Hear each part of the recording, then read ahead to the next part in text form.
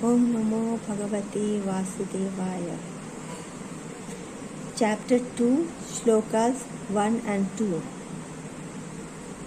Sanjay says, seeing Arjuna overwhelmed with grief and his eyes full of tears, the Supreme Lord Sri Krishna said, My dear Arjuna, how has this delusion overcome you in this hour of crisis?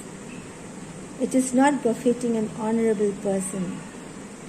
It leads not to higher abodes, but to disgrace. Krishna says to Arjuna, O Partha, do not give in to this unmanliness. Cast off this petty weakness of heart and arise, O scorcher of enemies. This is actually a very important and inspiring message for all of us.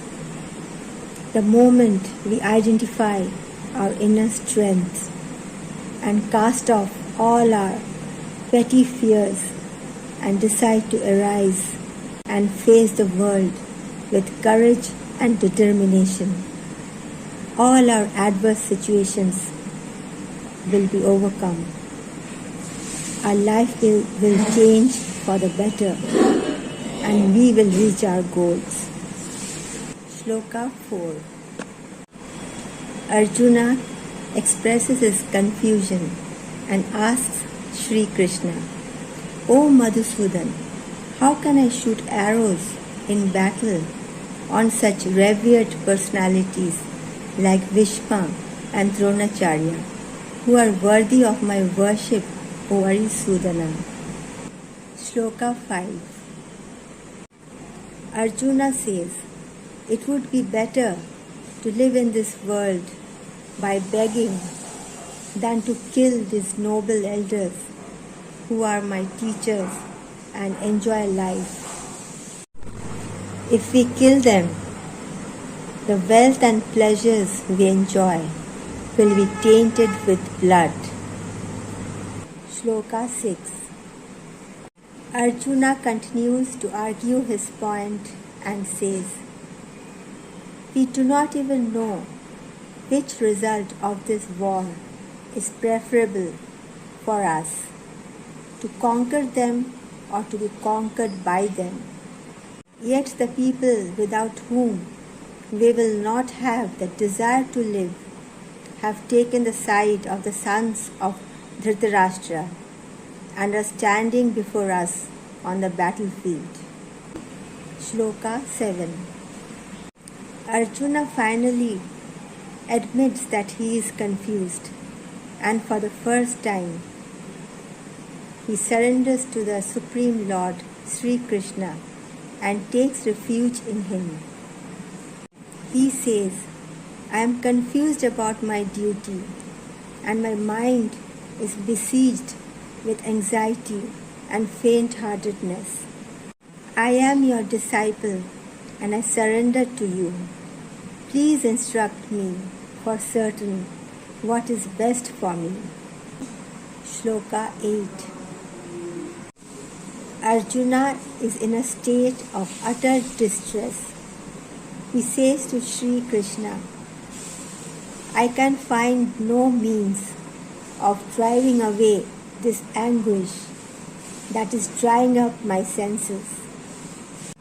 Even if I win a prosperous and unrivaled kingdom on the earth, or gain sovereignty like the celestial gods in heaven, I will be unable to dispel this grief. Shloka 9. Sanjay, who has been given divine vision by sage Veda Vyasa and is narrating this incident to Dhritarashtra, says, having thus spoken, Gurakesh, the destroyer of enemies, addressed Rishikesh and said, Govind, I shall not fight, and became silent. Gurakesh is another name for Arjuna, and Gurakesh means one who has conquered sleep. And one of the many names of Sri Krishna is Rishikesh, which means the Lord of the senses. Shlokas 10 and 11. Sanjay says, O King Dhritarashtra, seeing Arjuna lamenting in the midst of two armies, Sri Krishna, as if laughing loud, spoke these words. The Supreme Lord Sri Krishna said, O Arjuna, you speak words of wisdom, and yet you mourn for those who are not worthy of grief. The wise lament neither for the living nor for the dead. Shloka 12. The Supreme Lord Sri Krishna starts his teaching about the immortality of the soul, which is our real self. Sri Krishna says to Arjuna, never was there a time when I did not exist, or you did not exist, or all these kings here did not exist, nor in the future will any of us cease to exist. Shloka 13. Just as an embodied soul passes through various stages of childhood, youth, and old age,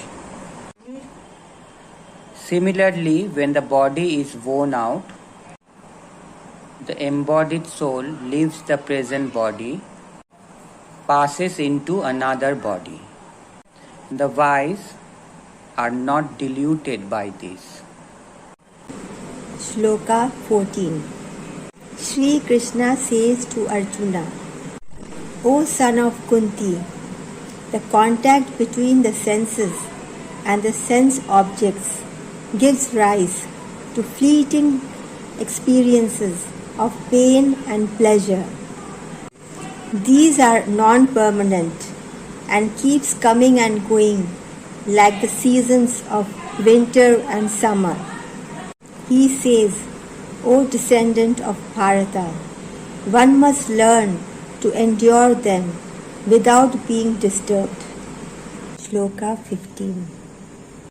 Sri Krishna says, O Arjuna, noblest amongst men, the person who is not affected by pleasure and pain, happiness and distress, remains steady in both, is surely eligible for liberation. Shloka 16.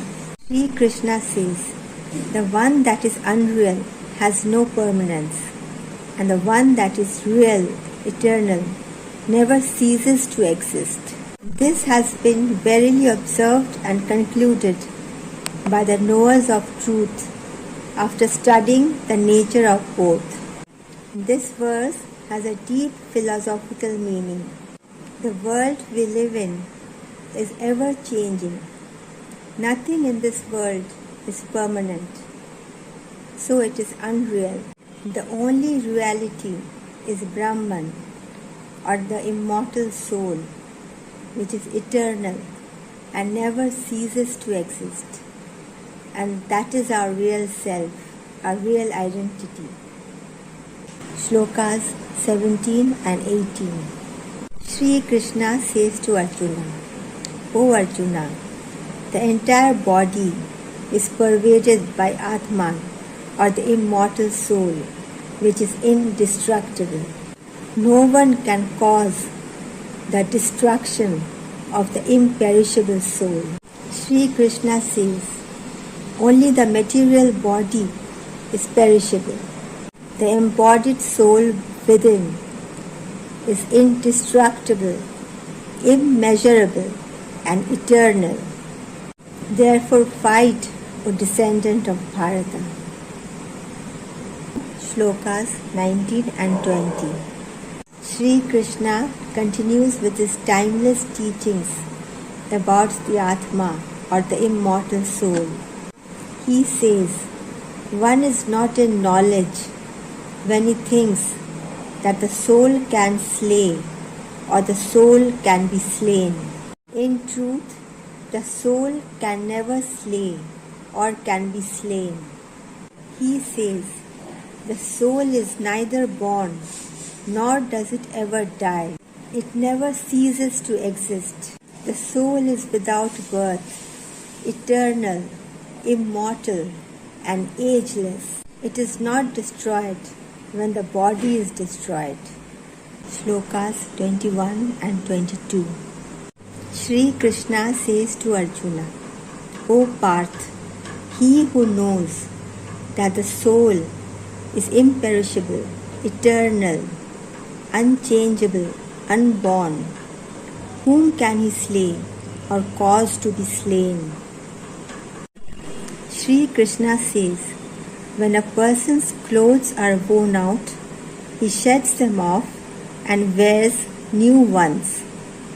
Similarly, when the material body is worn out, the immortal soul within, which is the real self, casts off the worn out body and enters into a new one. Jai Shri Krishna.